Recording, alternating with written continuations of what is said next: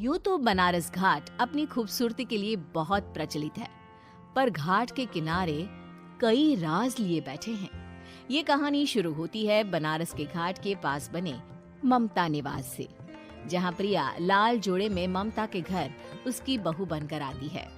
आओ आओ बहू, घर को अपने पैरों से पवित्र करो। ममता घर की दहलीज पार कर ही रही होती है कि अचानक एक बहुत गंदी सी बास पूरे घर में फैल जाती है।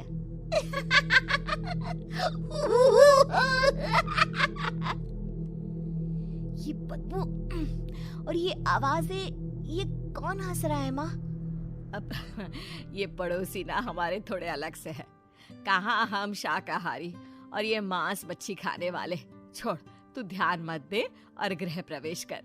और हाँ बहू, अपनी सास की एक बात हमेशा याद रखना, इन पड़ोसियों से तो कभी बात नहीं करेगी। अच्छे लोग नहीं है ये। अपनी सास की ये बात मानेगी ना बेटा? हाँ माँ, जो आपकी मर्जी, मैं उनसे बात नहीं करूंगी। अगले दिन प्रिया अपनी पहली रसोई बनाने रसोई घर में जाती है। ये छोकी बात तो नाक में जा रही है। एक काम करती हूँ, खिड़की खोल देती हूँ। प्रिया खिड़की खोलने जाती है। इतने जाले, लगता है इस खिड़की को कभी खोला ही नहीं गया। पर ऐसा क्यों? ओह, नॉन वेज की स्मेल आती होगी ना। 2 मिनट के लिए खोल लेती हूँ, फिर बंद कर दूंगी।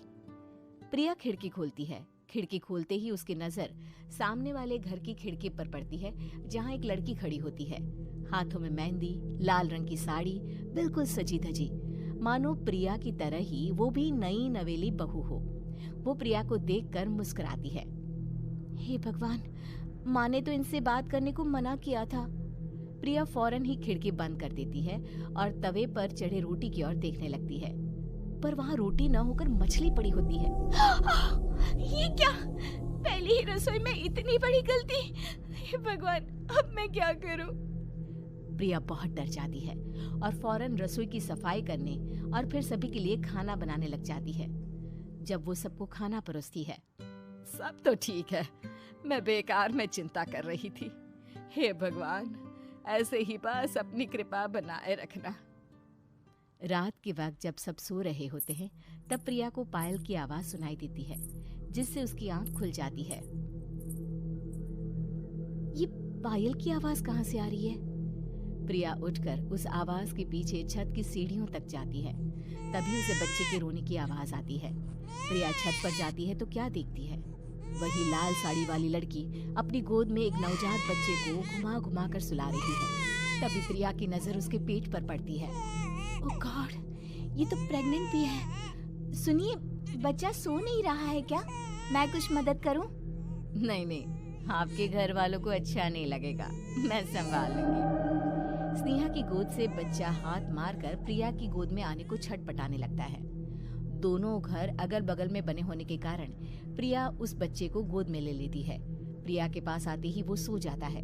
बच्चे का वो स्पर्श रात भर प्रिया भूल नहीं पाती और अगली सुबह वो छत पर कपड़े सुखा रही होती है। तभी उसे एक औरत इशारा करके बुलाती है। स्नेहा कह रही थी बाबू तुम्हारी गोद में आते ही सो गया। मैं गौरी, स्नेहा की माँ हूँ। बहू, घर आना, बाबू को खिला भी लेना। शाम को जब घर पर कोई नहीं रहता, बच्चे से मिलने के लिए प्रिया छिपकर अपनी पड़ोसन के घर चली जाती है और कुछ देर बच्चे को खिलाकर वापस लौट आती है। इसके कुछ दिन बाद ही प्रिया को पता चलता है कि वो माँ बनने वाली है। ममता की खुशी का ठिकाना नहीं रहता।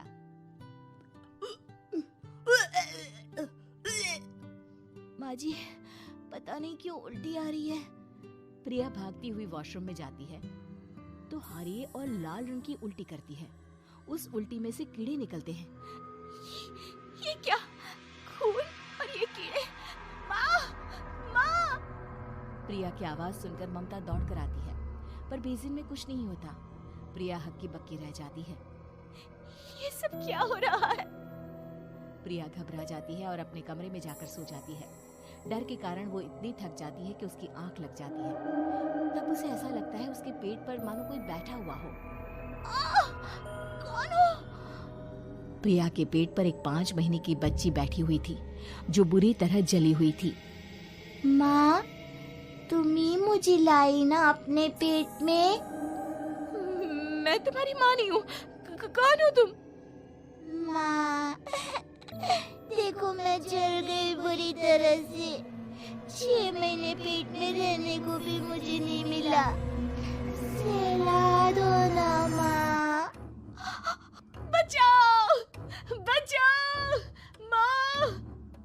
ममता दौड़कर कमरे में आती है। प्रिया की बातें सुनकर वो सब समझ जाती है।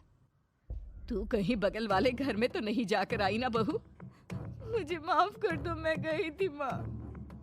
उस घर में सब मरे हुए हैं बहू। कई साल पहले स्नेहा उस घर में बहू बनकर आई थी। कुछ ही दिन में वो एक बच्चे को जन्म देने वाली थी। पूरा घर बच्चे के आने की खुशी में खोया था कि एक दिन अचानक उस घर में आग लग गई। सब बुरी तरह जलकर मर गए। गौरी आज भी दादी बनने का इंतजार कर रही है और इसीलिए स्नेहा ने अपना अजन्मा बच्चा तुम्हारी कोख में डाल दिया। ममता ये कह रही होती है कि पीछे से उसके पैरों को एक बच्चा पकड़ लेता है। दादी, दादी।